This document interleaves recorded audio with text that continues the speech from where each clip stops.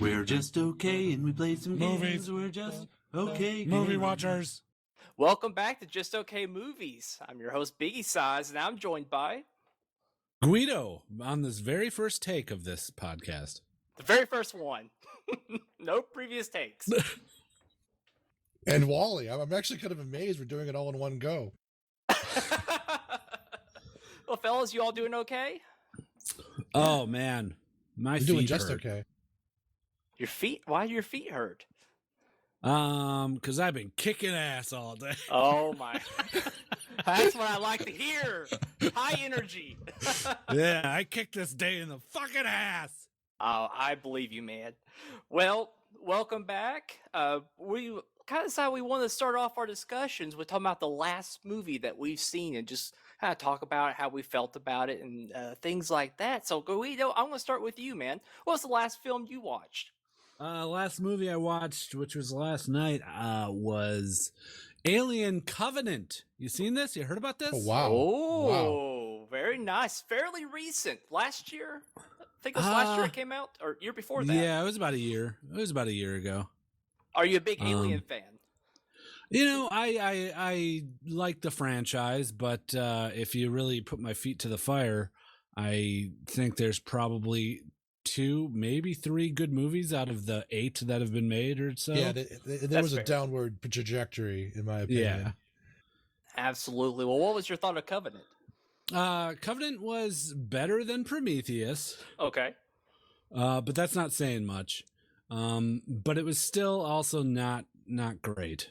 Ridley Scott returned to make it. So that I was excited to watch it just to see him return to his beloved franchise. And it was disappointing. I'm going to give a big spoiler right now. You guys know James Franco's in this movie? Right. He's in it for about 20 seconds until he doesn't get a single line out and burns to death in his hypersleep pod. Wow, this sounds like the best James Franco movie. Yeah, it's actually the roast of James Franco. Well, go ahead. Oh no, you go ahead and finish your feelings on it. Yeah, it was cool to see. It's basically covers the how the aliens that we all love and know were genetically produced. And yeah, it shows how it gets from one step to the other. If you remember in Prometheus, they had those. No one remembers Prometheus. They had those kind of like white faceless aliens. Those were the progenitors, I believe, right? Like, yeah, they all have fucking names that are all canon now, but no one ever remembers what they are. the pilot and shit like that. Yeah. And apparently the new or the current aliens, the one that we all know, was made off of those on this planet by one of the synthetics, who's played by Michael Fassbender. And yeah, so he's genetically modifies aliens and uses them to eventually find the best way to incubate them is in a human corpse or a human's body. So he's the one that actually made that genetic leap, because before they were just spores that would enter a human's through their mouth or nose and then burst out of the spine. It was actually a little bit cooler than the chest burster. Wow, that is cool. Yeah, so there's some neat little things in there just going on how these aliens were made. But it suffers from the typical alien tropes where people make stupid decisions and you're asking, why are they doing this? One person goes off alone. Everybody's on an alien planet. They discover an alien civilization had lived there. They're in the ruins of their city and they're wandering off one at a time instead of being like, holy shit, this is, essentially first contact. And we're in an alien civilization, and none of them are confused or worried about their situation with the spine bursters. It was just, alien kind of tropes that you've seen once, you've seen them 100 times, and they followed that alien formula pretty well. Would you classify this movie as being a suspense, horror, action, a bit of a blend? It's yeah, a bit of a blend. Okay. It's more gruesome than it is Yeah, it's all anything. Which is sad, because that's another sign of the downturn in the IP for me.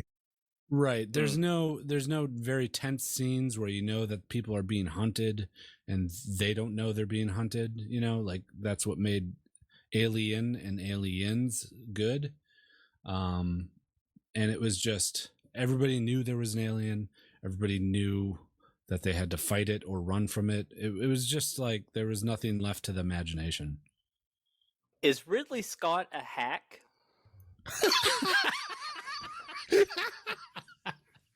I want your opinions because Just the way you phrased it. It's such a hard-hitting question of nowhere.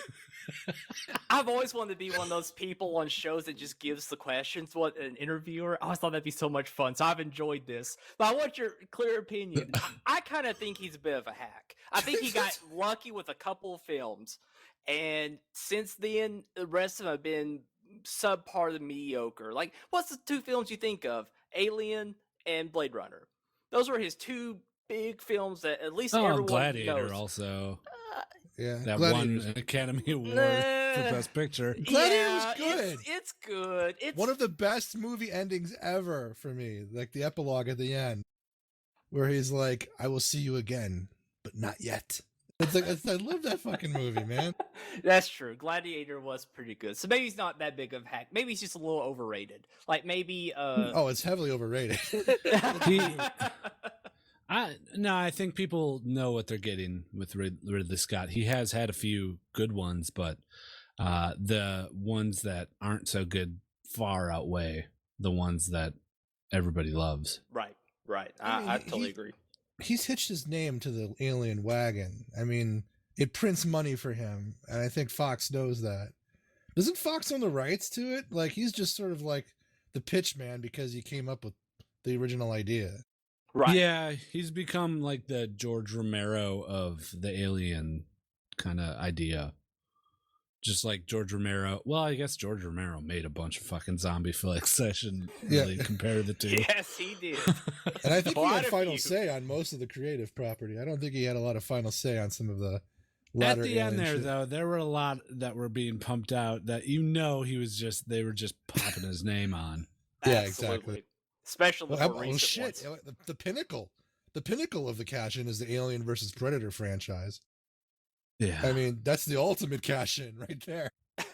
Those are Yeah. bad. Yeah, they are a bit bad. I kind of miss those versus movies, like Freddy versus Jason and stuff like that. I was hoping they'd kind of crank out more, but they just kind of died off quick. And not to cross the streams, but it's also the impetus for one of the best FPS games on the PC ever made, Alien versus Predator 2. Oh, absolutely. Yeah, it was very good. And was the brainchild, or at least the muse to natural selection. Yes. That's true. So, we got a lot to thank. Isn't it more of a broader question for me? And this might be too big for the pod, but do you think a lot of our major franchises are getting to like ubiquitous or iconoclastic?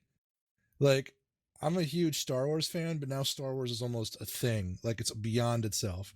Star Trek now is almost beyond itself. Alien, the idea of Alien and all this stuff. Like, I'm worried that we're sort of evolving into like just, well, here's the next Alien movie. Here's the next Star Wars thing. And we're killing off. You know what I'm going with this.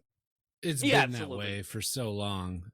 It's Yeah. been that way since the early 2000s, where the sequels and the franchise buyouts, adaptations just started fucking coming because that's why I mentioned last week Annihilation. I liked it because it's based on a book, but it was new. It was new to me.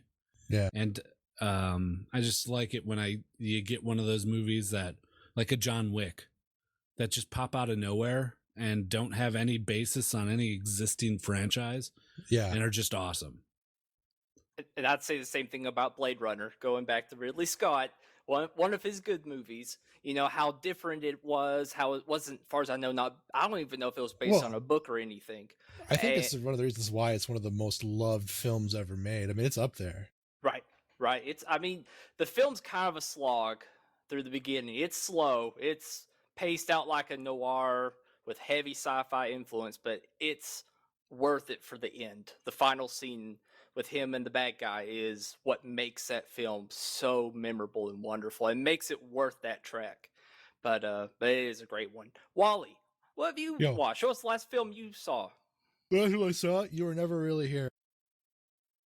I got an early view of it from a cam recording. Oh, I've never heard of it. What's it about? It's got Joaquin Phoenix in it. It was a leaked copy for I think it was Sundance or Cannes. It was Cannes. Oh, okay. And it was it's very short. Well, it's not short, but it's a very tight, like, hour and a half. And it like do you want to spoil the whole thing? I don't think it's even out yet. But basically, it's an FBI agent with like post-traumatic stress trying to track down a young girl that's been kidnapped that it's almost like a traditional story, like almost like an 80s like solo hero film, but it's been colored by contemporaneous ideas involving human trafficking and post-traumatic stress and like a passive violence, and you know, a guy's idea of himself as a failure or as a hero. It's interesting. Wow, that sounds really good. Phoenix looks like a hobo in this.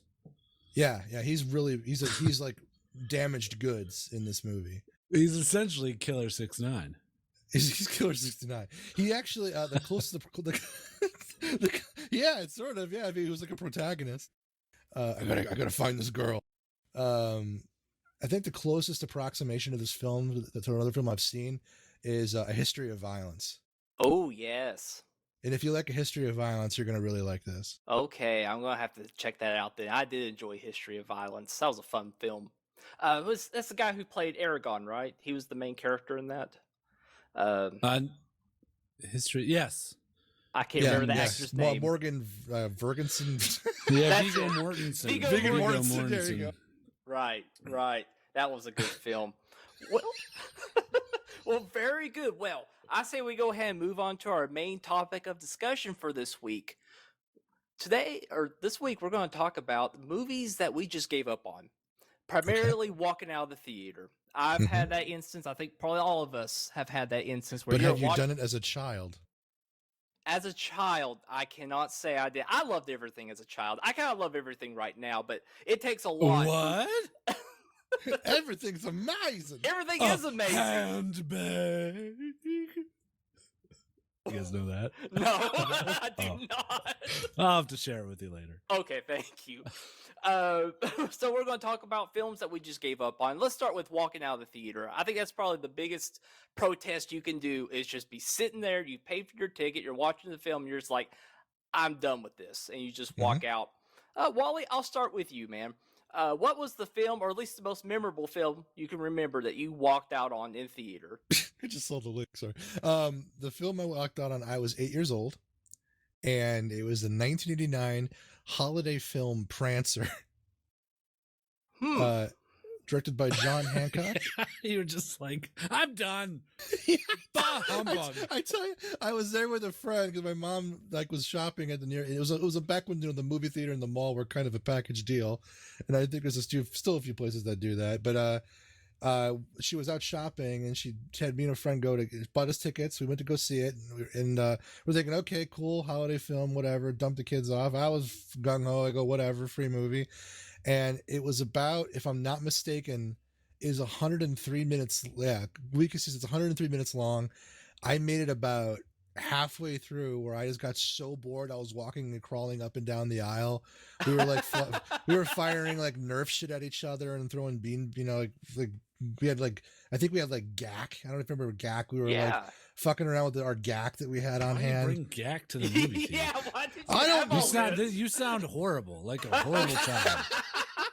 You You're brought right, fucking for some Gak to reason the or movie. another, one of us had gack. You it was had, the like, an act- Okay, I should clarify that this is a very empty theater almost. Like my mom was big on matinees because it saved money, so she took us to the matinee. So it's like Saturday morning. Matinee of this fucking awful I don't remember anything about it. I remember being horribly bored, and I'm not bored at movies as a kid. I loved movies, and this was absolutely untrackable. This movie, like the plot, the writing, whatever. We were both so bored out of our minds. We basically took everything out of our arsenal in our pockets to just occupy our time. And I think eventually we just gave up, left, and went into the arcade. Let's date this even more. Went into the arcade that was built into the movie theater at the time and just played like fucking Outrun and I think Operation Wolf and shit for like the last 20 minutes with some quarters we had between us because it was just that bad. Damn, that Yikes. sounds terrible. Man, you're a cool ass kid carrying Gak and Nerf guns around. Yeah, Well, we that had fucking it was like- it commercial. was You like- walking commercial. we had some kind of handgun Nerf thing, and then we also had one Gak between the two of us. So I don't know. I can't tell you whose it was.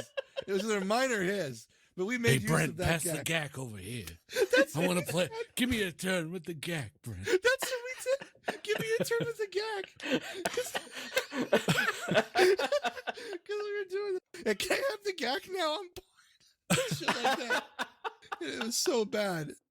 Damn, that sounds bad. All I know is that the movie revolved around the Prancer, the reindeer, but I couldn't for the life of you tell you. Bro, it's Anything got a else? 67 on Rotten Tomatoes, dude. Certified fresh. Had Sam Elliott in it. How could it be better? Oh Yeah. my god, I'm going to check this out. Well, Guido, how about you, man? What was the movie you had to just leave the theater? You couldn't stay You know, in it. I honestly I have one. But it was like a Saved by the Bell moment. Oh. It wasn't I didn't choose to leave. I had to leave, but I'm glad that I had to leave. So my daughter was probably like a year old, 2 years old. I had her for the weekend. I just dropped her back off at her mom's house, and I went to with my buddies to go see a movie, and that movie was Ghost Rider. Oh. Yeah. And I got a call halfway through. I forgot her, her special blankie. Forgot it at home. So I had to leave the theater to go bring it back to her. But boy, I was like, this doesn't inconvenience me at all. In fact, nice work. Yeah, Ghost Rider was just a piece of trash. And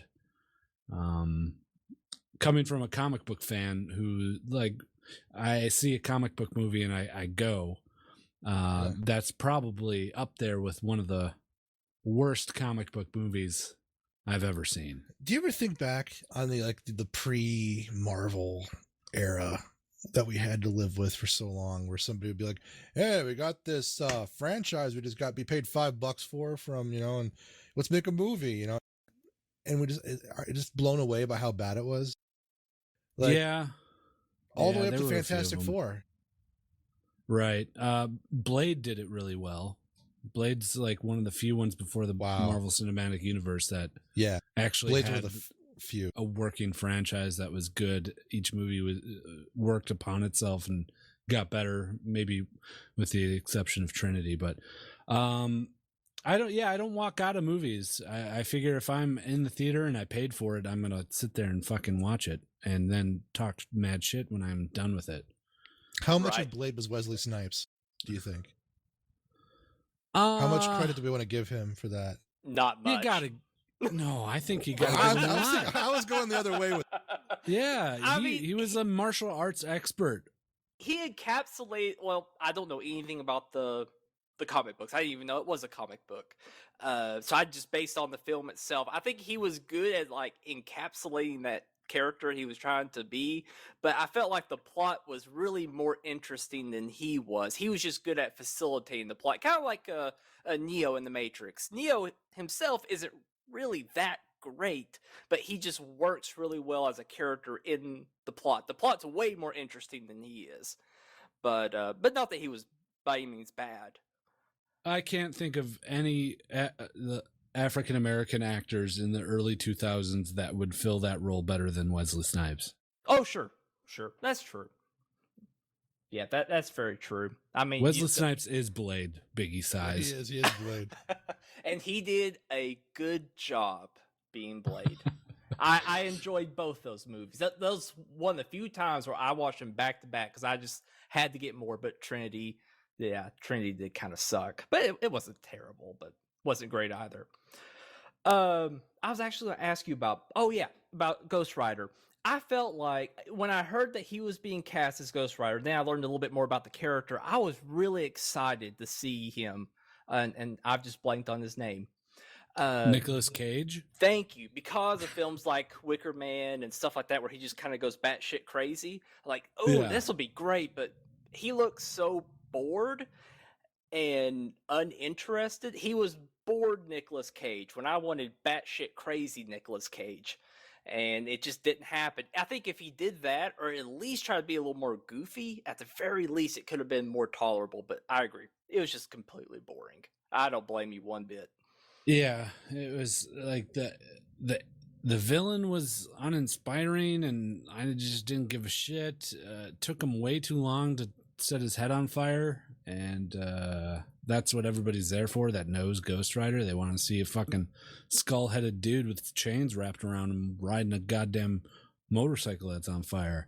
And it takes like an hour and a half to get there, and then there's 20 minutes left in the movie. Right, absolutely. The chick was hot. That was Eva probably, Mendes. Yeah, she was probably the only reason why I kept watching. She's just a cutie pie. I love her to death.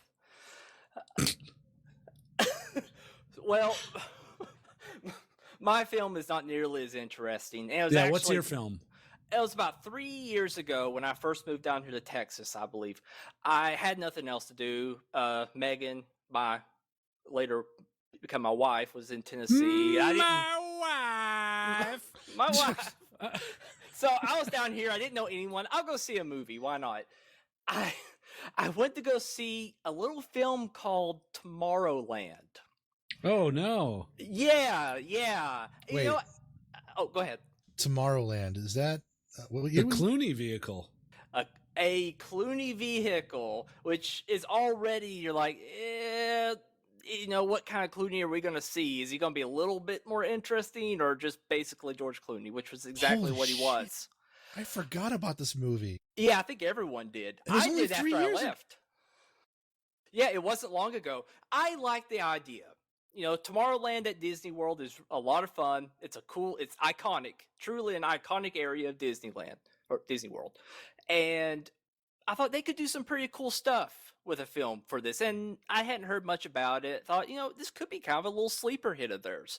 And I left after about 30 minutes of them wandering around this stupid fucking house and none of it making any sense. And it's one of those films where you're following around the stupid fucking kid who's just like, I'm a kid and, things are just not going so great for me, but I'm doing well and I'm about to go on a great adventure. I just don't know it yet. I'm like, fuck you. I don't give a shit. I'm like, where's fucking George Clooney? Oh, what's up? Just you hate it so much. I'm amazed. Well, the problem is the film itself is not a bad movie, or at least the 30 minutes I saw of the film was not necessarily bad. It wasn't good. It was just boring. And I think that is the worst thing your film can be. It's just, middle of the road, boring. I'd rather it be really bad or really good. And at least I can get something from it. Like, that's why I love Battlefield Earth. It's interesting because they tried to do something that they had no capability of doing. Tried to reach a height that none of them could do. And it was fascinating to watch them see like little instances of, I see what they're trying to do there.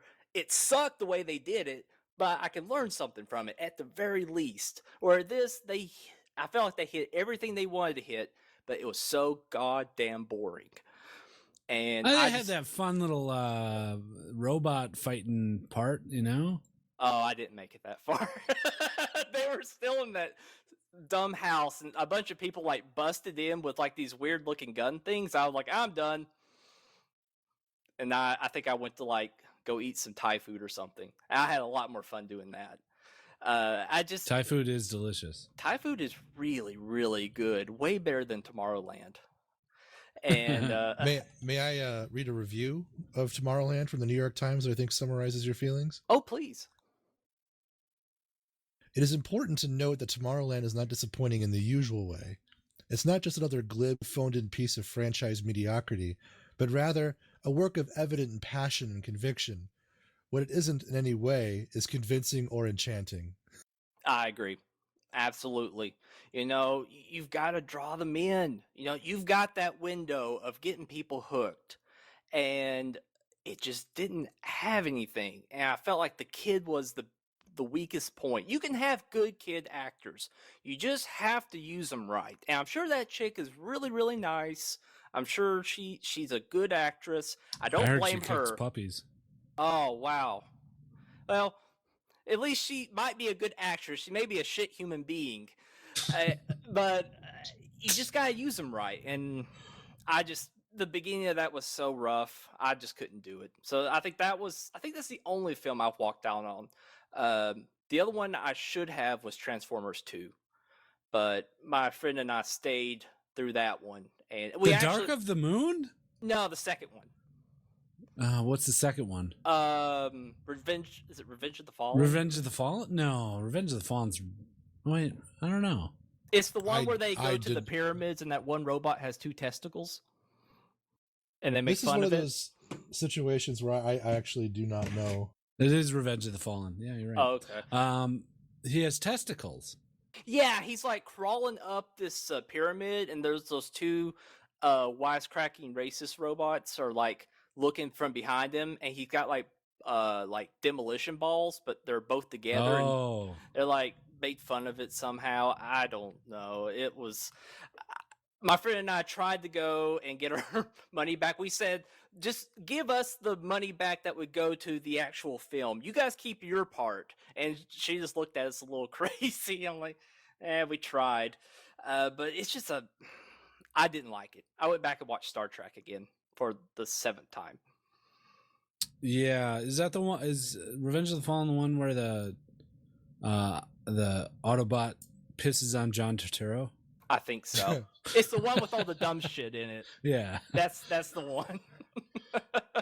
But anyways, I think the only one I've walked out on was Tomorrowland. So that was my story. Well, we'll go ahead and open up for one more. What about a film a film you rented, or a film that was on Netflix or something that offended you so much that you just had to stop watching? Oh boy, I got one that comes immediately to mind. Go for it, Gweedo. A little title called Suicide Squad. Oh boy. Suicide Squad. Couldn't make it through the hour-long introductions of various characters. Like, each one gets their own fucking little music video. Literally half the movie is that bitch and someone else sitting at a restaurant talking about who's going to be on the Suicide Squad. Do you remember this? Have you seen this? I have not, but I've heard about it. I've heard that it's very lengthy and tedious.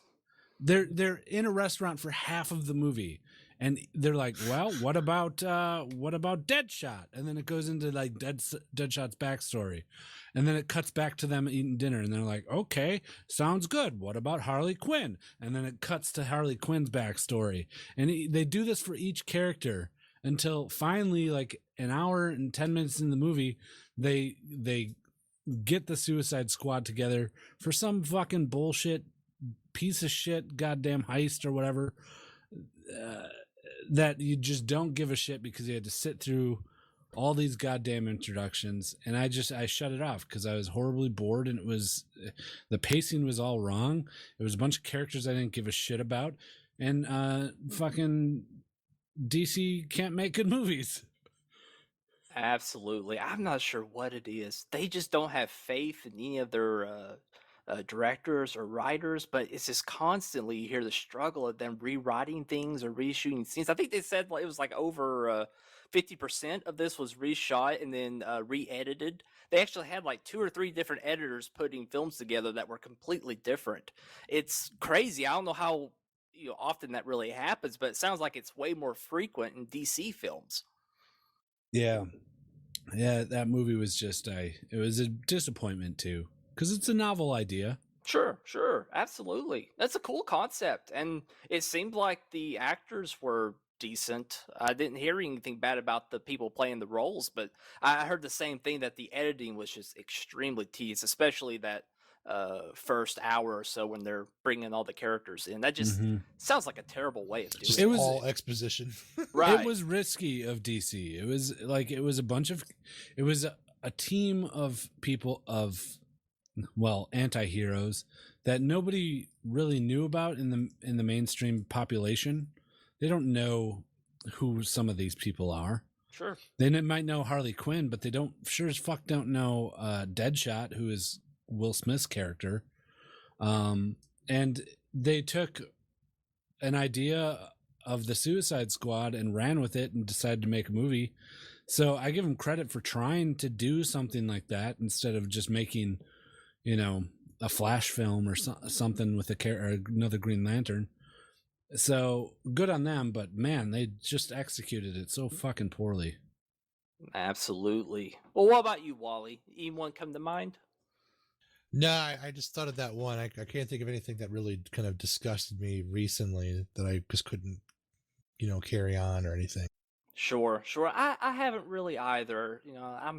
I'm pretty happy about anything. I think the last film on Netflix I shut off was Civil War, and just because I just couldn't handle seeing another Marvel film at that point. I just didn't. Spider-Man. Spider-Man was definitely the last one I turned off. I just couldn't finish. And which I hate because I was really excited for that new Spider-Man Homecoming, and I just didn't like the Peter Parker. I don't know. I just didn't care for him. I guess I'm just too tied to You Tobey never finished Maguire. it? No, I got to where Wow.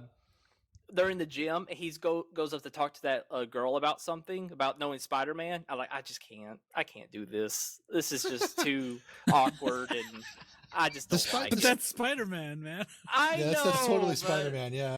I don't care about this little kid. There's something I liked about it. And No. Just stay right there. I just love how your summary of Spider-Man is, I don't care about this little kid. Because like Gweedo said, I mean, that's Spider-Man. It's just this teenager with powers and responsibility and yada, yada, yada. yeah. All right, just for future reference, let's go over just a few of the films that Biggie either likes or hates. Okay. Batman and Robin, loves it. Black Panther, absolutely hates it. Yeah. I called it the turd. Battlefield Earth likes it. Spider-Man Homecoming, absolutely trash. Turned it Not a off. fan. Come on, Biggie. I know, man. I know. I've got a strange taste in films. It's just some films just they hit me right, and I'm like, all right, I like this. It's a piece of crap movie that doesn't deserve any praise, but I'm down with it. Just like with I didn't expect to even like Dungeons and Dragons. I was shocked at how much I actually enjoyed that, and it's just in other films like Homecoming. Like, I see what you're doing. It's fine. This is exciting stuff. It's just not for me. Can I spoil Homecoming for you? Oh, please do. Okay. So the girl that he was pining after? The little black lady. Yeah, the little black lady. I don't know Texan. her name. No, I mean, that's what she. I don't know other No, characteristics. Her, yeah.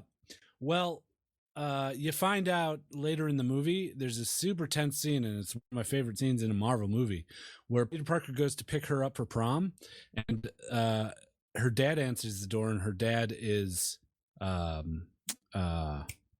Vulture. What's the actor's name? Batman. What? Batman. Yeah, Batman. God, why is his name? Michael Keaton. Michael Keaton. Yeah. You see, I liked him. I loved the beginning parts with him. He was cool.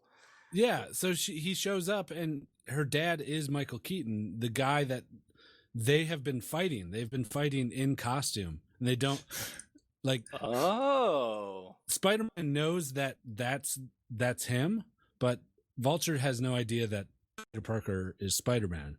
So there's this super tense scene where Keaton is driving them to prom, and you can see it in his eyes as he's looking in the rearview mirror, talking to Spider-Man. You can see him unraveling it and figuring out that he is Spider-Man, and he's taking his daughter to prom. It's one of my favorite scenes in a Marvel movie. I wish you would have stuck with it, Biggie. Oh, great! I'll definitely go watch that. Yeah, right. Why don't you go watch fucking Dungeons and Dragons, you asshole? Oh goodness, I don't really have a. Oh, I guess that was really my film, was Spider-Man: Homecoming. I'm sure there's a bunch of other films I quit watching, but those are the only two I remember. Okay, well, I have to ask now, because you don't like Homecoming. Did you watch the other Spider-Man movies, and what did you think about them? I did not watch any of the Amazing Spider-Man ones. I didn't care about like, that actor either. If you literally spoke positively of the other ones and didn't like Homecoming, I probably just would have laid an egg at this point. Oh no, they look like such garbage. I was not interested. Now I love the Tobey Maguire ones. They were fine. Really enjoyed those, especially Spider-Man 2. That was probably my Spider-Man favorite. 2's up there with one of my 2, favorite. That was probably one of the movies. better. I actually prefer the sequel to the first one. Doc Ock was so well handled. I don't know how he was compared to the Peter Parker, smart but lazy. You know what it was? It was those fucking Sam Raimi goddamn terror scenes. One when he awakens from getting it, like where the surgeons are trying to remove the arms, and he awakens and kills the whole surgery room. Yeah. It's so Sam Raimi, like it has those Evil Dead elements. And then the other part is when they're sitting in the coffee shop, and you can hear the stomping of his arms moving across the thing, and it zooms in every time there's a stomp. It zooms in on someone's face, and then it goes to outside, and all the bystanders, it's like close-ups of their faces screaming. It was shot so wonderfully. I love Sam Raimi. This is a perfect I would love to have a mini episode of us discussing Darkman. Yeah, because it's probably one of my favorite movies. Because it's a superhero movie, but it's not, because it is. But it's like before everything happened. It's a Raimi, and I just love it. The anti-hero, scarred hero character, and that'd be a fun, especially if Biggie's never seen it before. Oh yeah, I've never seen it. We'll put that on the list. That sounds like a fun time. Well, you guys Liam Neeson at his best. Oh, Liam Neeson, really? Yeah. Oh, very interesting. What do you guys feel about Blank Man? Oh, the Damon Wayans vehicle feature film? Yeah, that's probably what... Yeah, I'm not going to start throwing some obscure superhero films. Yeah. You're going to make us watch that piece of shit and then claim it's the best movie ever made? All right, would you rather watch Blank Man or Catwoman? Blank Man, of course. Blank Man. Okay, I'm probably gonna pick Catwoman next time. No, bad Biggie. Catwoman is a film everyone should experience. I offered you a proposal about how to stop this Cold War of bad movies, but if you make me watch Catwoman, I'm gonna make you watch Elektra. Oh, that is one I haven't gotten around to yet. Who's it? Jennifer Gardner? Was that? Yeah. Man, she's so hot. You like those strong draws? Strong draws? Jawline, very strong, sharp jawline. Yeah. I'll kind of look more at her boobs and her ass, but yeah, the jaw looks pretty nice too. All right, what boobs and ass? Oh, she's got some boobs and ass. Just enough for some shape. She doesn't do it for me. She doesn't do it for you. That's fair. Yeah. That's definitely fair. You know who I really like? She's fit though. She is fit. Yeah, very fit. I'm coming to the realization, Biggie, that you might be my arch nemesis in life. You know, I kind of started getting that feeling too during the A Way Out stream. Like we Yeah. might be arch nemesis. Oh boy. Interesting. Well, guys, this has been a lot of fun. Thoroughly enjoyed it. Oh, Guido, do you have another suggestion for the week? Oh gosh. No, I don't. I should have prepared something, but I don't. Sorry. Oh, I put you on the spot. Wally, you have a suggestion for anyone? Maybe they should go check it out. Should they check out the new Joaquin Phoenix film? Yeah, I think it's pretty good. And if you wanted a throwback old movie that I just brought up, go see Darkman. Go rent it somewhere. Very nice, very nice. Well, all right, guys. Well, thank you so much for joining us. I hope you had a blast. I know I've had a lot of fun on this episode. Yeah. Fellas, thank you so much for joining me once again. Oh, absolutely. And we'll see you all next week. Take care. Bye. Bye.